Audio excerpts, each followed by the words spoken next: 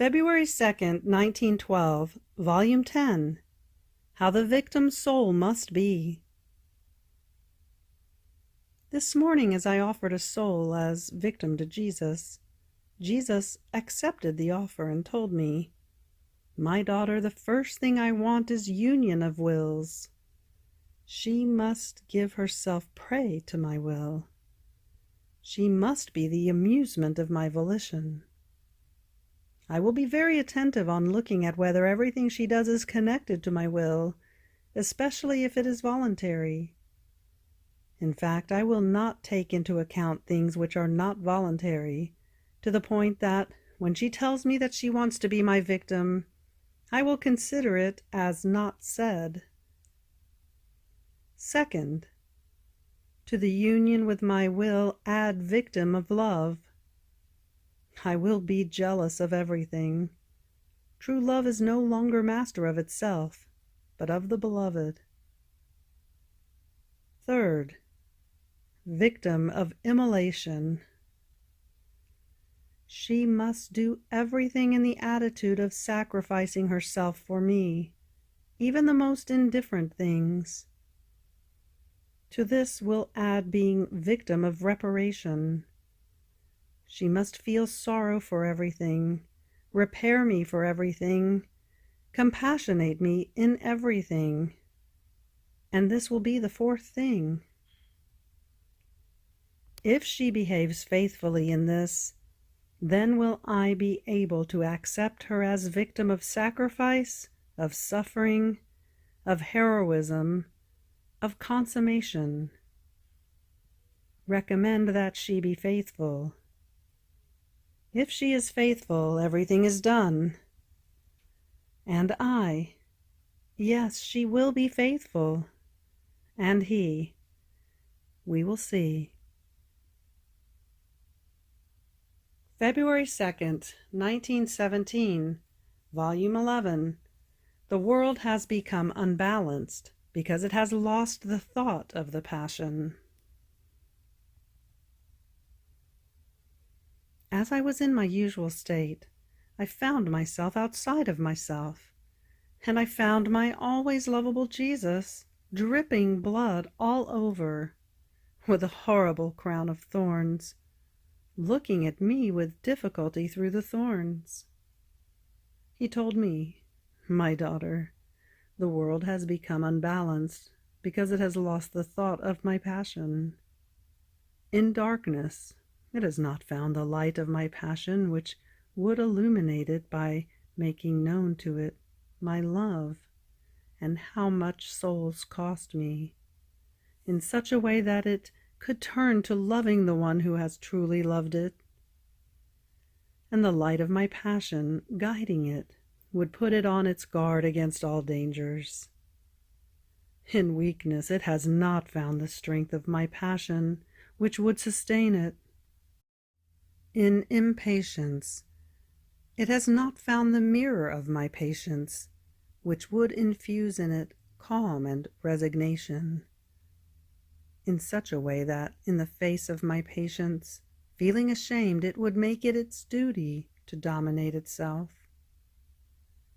In pains, it has not found the comfort of the pains of a God which, sustaining its pains, would infuse in it love of suffering.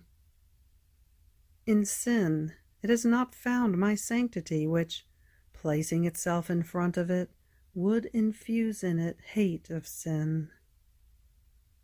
Man has made an abuse of everything because he has moved away from the one who could help him. This is why the world has lost balance. It behaved like a child who no longer wanted to recognize his mother, or like a disciple who, denying his master, no longer wanted to listen to his teachings or learn his lessons. What will happen to this child and to this disciple? They will be the sorrow of themselves and the terror and sorrow of society. Such a man has become terror and sorrow, but a sorrow without pity.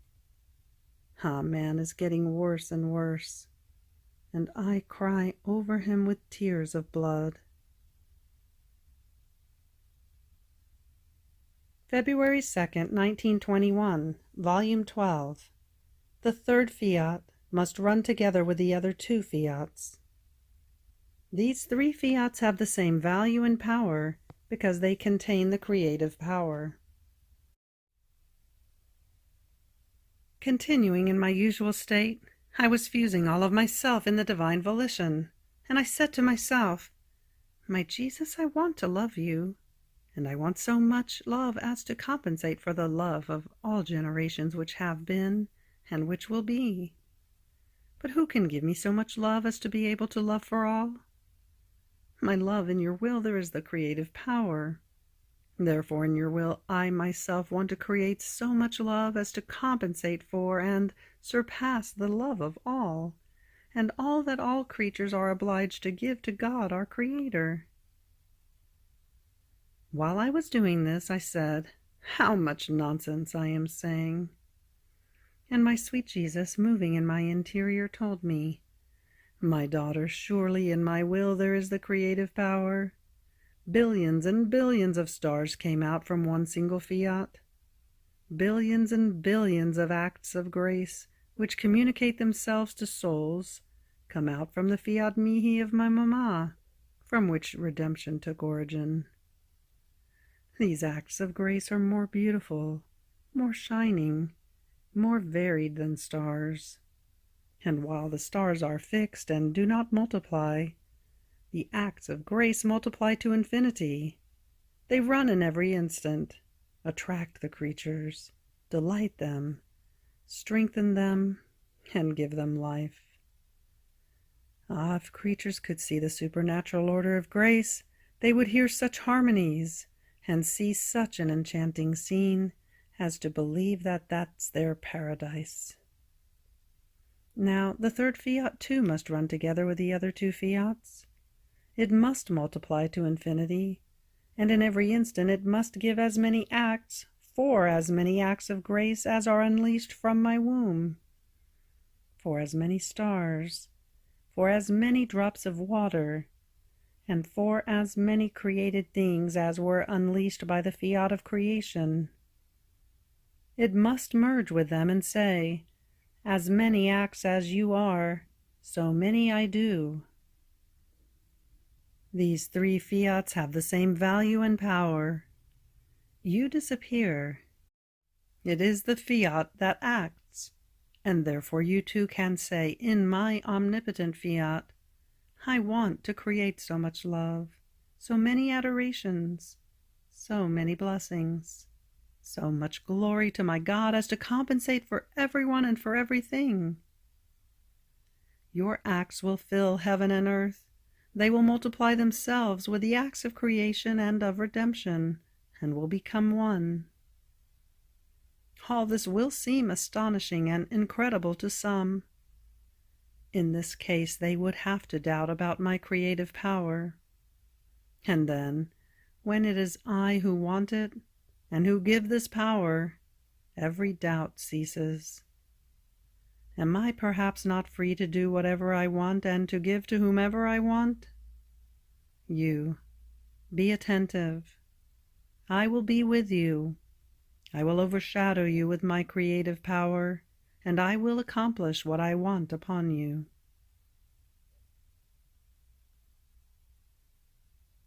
February 2nd, 1922, Volume 13. The divine will is seed that multiplies the images of God.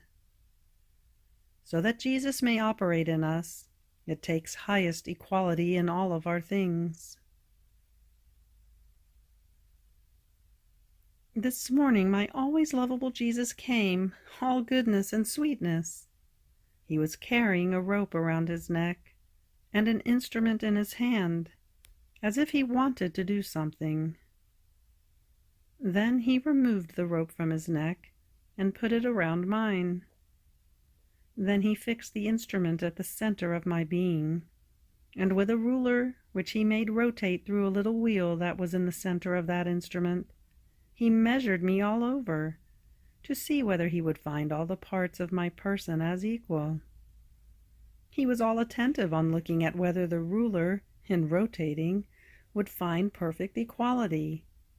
And as he found it, he heaved a sigh of great contentment, saying, "Had I not found her equal, I could not have accomplished what I want.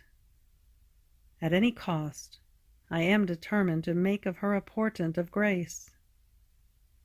Now, that little wheel which was in the center seemed to be a little circle of sun, and Jesus gazed at himself within it, to see whether his adorable person would appear as whole within that little circle of sun. And since it did appear, all content he seemed to pray. In the meantime, another little wheel of light descended from heaven, similar to the one which I had in the center of my person, but without detaching its rays from heaven. They identified with each other, and Jesus impressed them in me with his most holy hands, and added, "For now I have made the incision, I have placed the seal, then I will take care of developing what I have done." And he disappeared.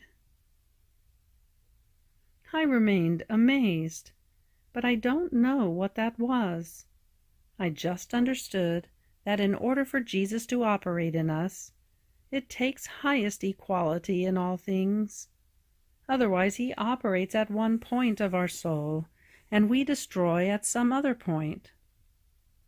Unequal things are always annoying, defective, and if one wants to place something on them, there is the risk that the unequal side may let it fall to the ground. A soul who is not always the same, one day wants to do good, she wants to bear everything. Another day she can no longer be recognized. She is indolent, impatient. Therefore one cannot rely on her at all. After this Jesus came back, and having drawn me into his will, he said to me, "My daughter, as the seed is thrown into the earth makes the seed that was sowed germinate and multiply. My will extends more than earth. It throws the seed of my volition into the souls, and it makes many other images similar to me germinate and multiply. My volition makes my children germinate, and it multiplies them. However, know that the acts done in my will are like the sun. Every one takes the light, the heat, and the good that the sun contains, nor can anyone prevent someone else from enjoying its goods. Without anyone defrauding anyone else, all enjoy it. All are the owners of the sun. Everyone can say, 'The sun is mine.' In the same way, the acts done in my will, more than sun, are wanted and demanded by all. The past generations await them, so as to receive the dazzling light of my will over everything they have done. The present ones await them, so as to feel fecundated and invested by this light.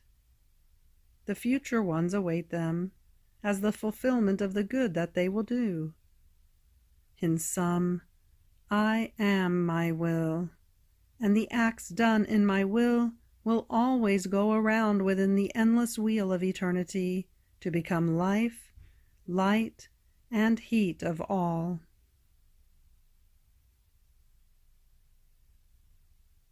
February 2nd, 1924, Volume 16.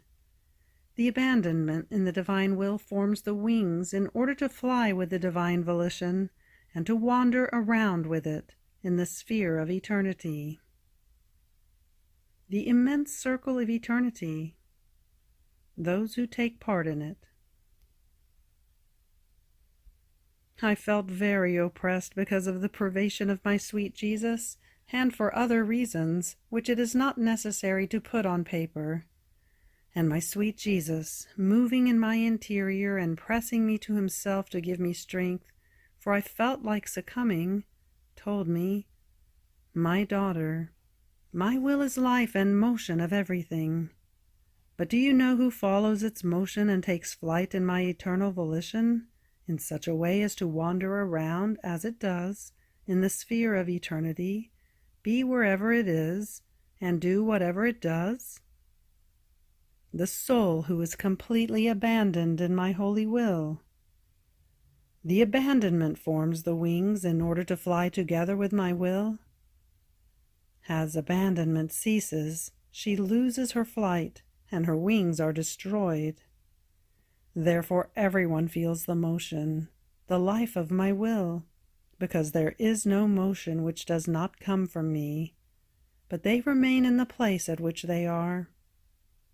Only one who has the wings of the abandonment in me and follows the same way as my will flies over all, both in heaven and on earth, enters the sphere of eternity, wanders around in the midst of the three divine persons, penetrates into their most intimate hiding places, and is aware of their secrets and of their beatitudes. It happens as to an engine, which has the main wheel in the middle and many other small wheels around it, which are fixed. As the first wheel moves, all receive motion, but they never arrive at touching the first wheel, nor do they know anything of what it does and of the goods it contains. But there is another small wheel which is not fixed, and through a mechanism it goes around continuously across all the small wheels, to be present at each motion of the prime wheel, and to then start its round again. Now, this moving little wheel knows what is there in the main wheel, and takes part in the good it contains. Well then, the first wheel is my will. The fixed small wheels are the souls who are abandoned to themselves, which renders them motionless and good. The moving little wheel is the soul who lives in my will, and the mechanism is her complete abandonment in me. Therefore, each lack of abandonment in me is a round that you lose in the sphere of eternity. If you knew what it means to lose an eternal round. On hearing this, I said, "But tell me, my love, what does eternity mean, and what is this eternal round?" And Jesus added, "My daughter, eternity is an immense circle, in which one cannot know where it begins or where it ends. In this circle there is God, with no beginning and with no end, in which he possesses infinite happiness, beatitude, joys, riches, beauty, and so forth. At each divine motion which never ceases, he unleashes from this circle of eternity new happiness, new beauties, new beatitudes, and so forth. But this new act is never interrupted, distinct among themselves. Our contentments are always new. One is different from the other. Our beatitudes are so great and so many that, as we enjoy one, another surprises us continuously, and they never end. They are eternal, immense as we are. And what is eternal has the virtue of making ever new things arise. What is old, repeated things, do not exist in what is eternal. But do you know who takes part in heaven in this new act which is never exhausted? Those who will have practiced more good on earth. This good will be like the seed which will bring them the knowledge of our beatitudes, joys, beauty, love, goodness, and so forth. And according to the good which the soul has practiced upon earth, which has some accord with our different beatitudes, she will come closer to us, and in large gulps she will fill herself with that beatitude whose seed she contains, to the point of overflowing.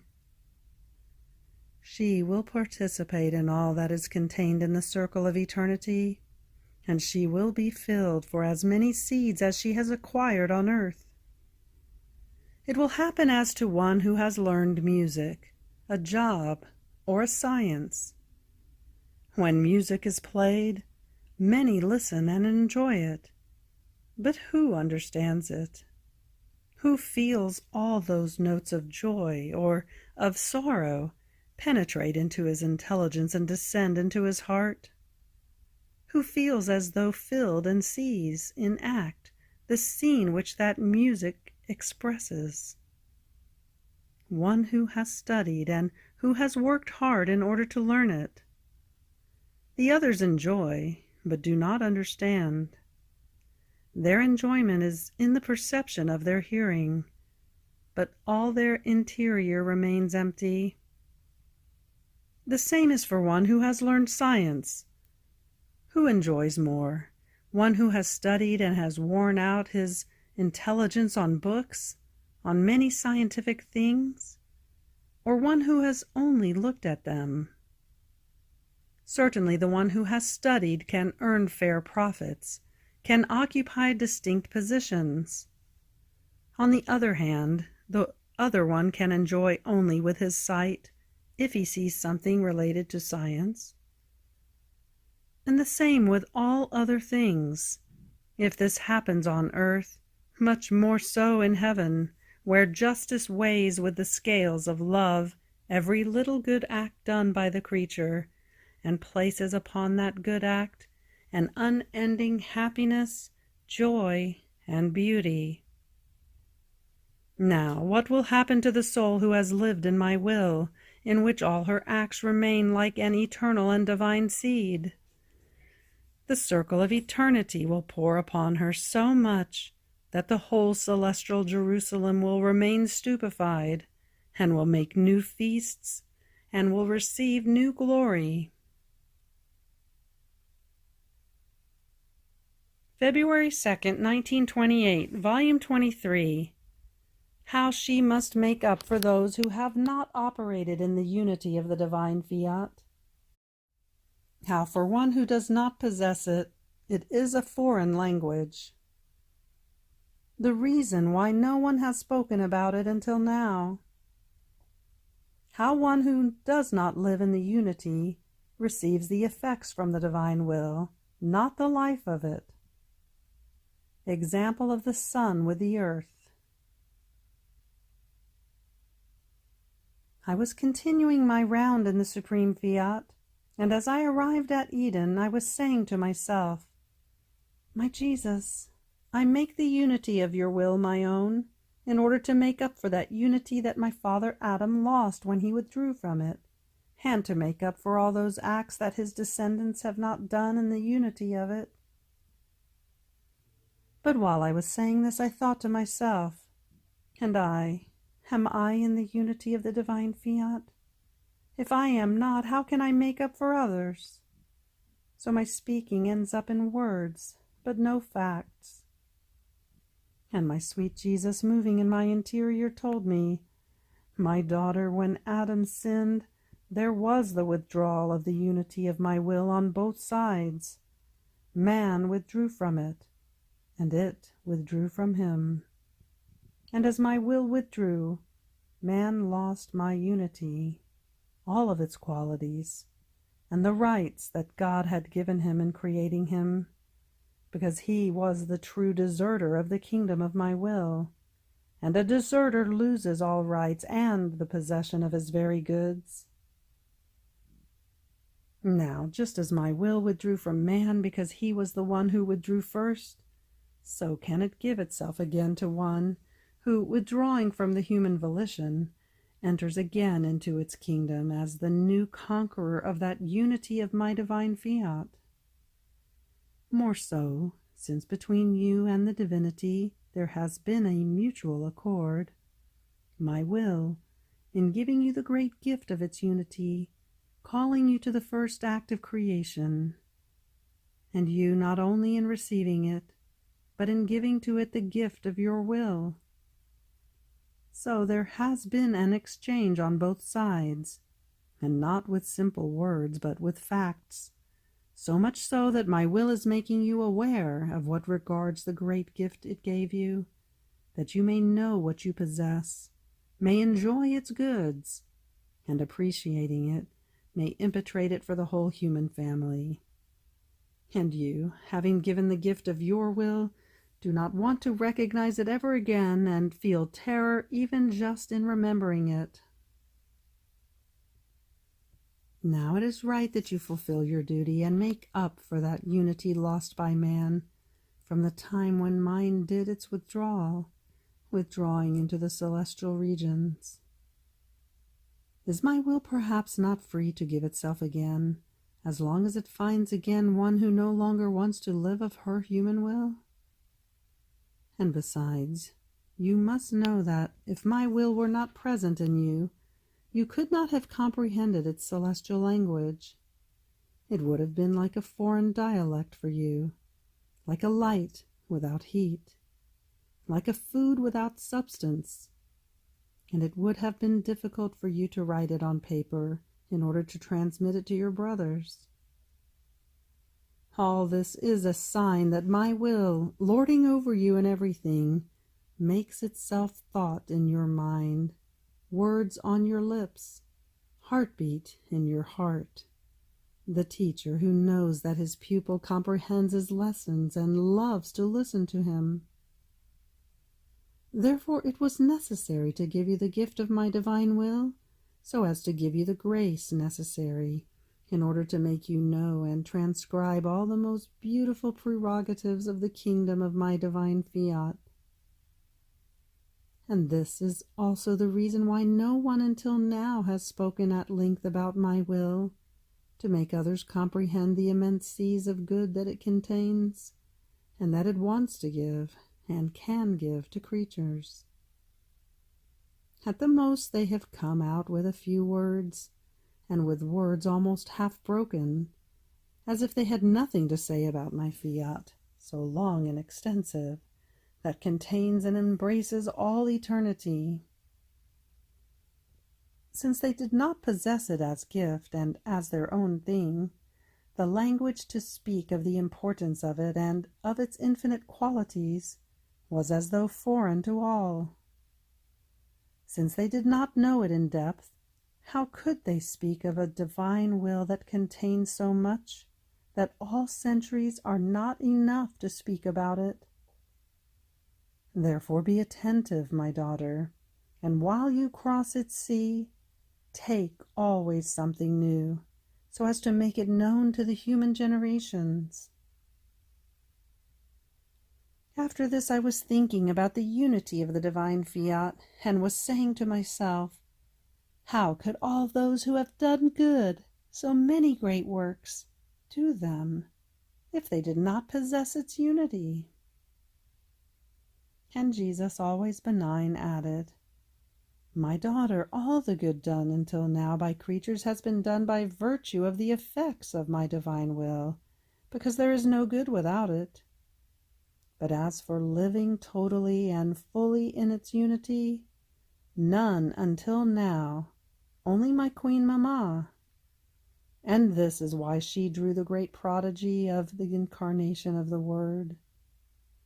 Had there been someone, the earth would have returned to the state of Eden, and then the one who would possess the unity of my will could neither have contained it nor endured without speaking about it. It would have been as if the sun wanted to enclose itself inside a vase of crystal without spreading its rays. Would it not instead crack the glass with its heat, so as to be free to spread its rays? To possess the unity of my Fiat, and not to speak about it, and not to spread its rays, the beauty of its knowledges, would have been impossible for her. Her heart would crack if she did not give it vent to manifest, in part, the fullness of its light and of its goods. So good has been done by virtue of the effects of it. The same happens with the sun, that by virtue of the effects that its light contains, makes the plants germinate, and makes the earth produce so much good. It seems that the earth and the effects of the sun work together to produce plants, fruits, and flowers for the creatures.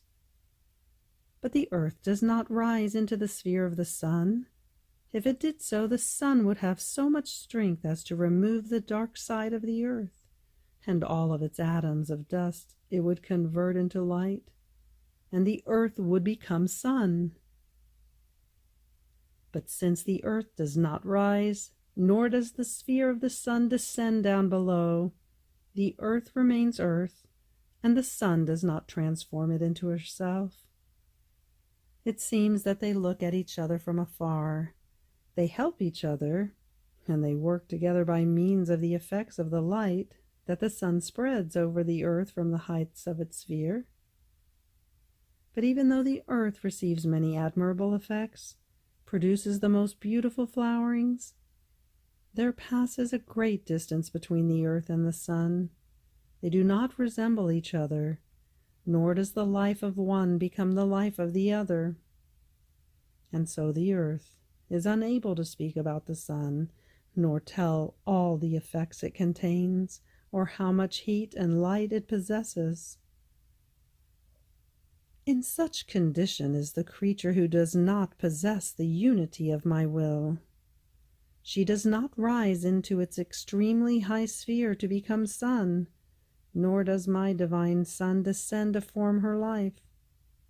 But in wanting to do good, she moves around its light, and my will communicates the effects to make the good that she wants to germinate, because my fiat does not deny itself to anyone.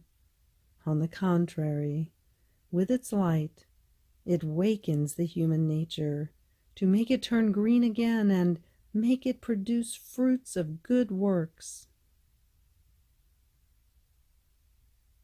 End of February 2nd. Fiat.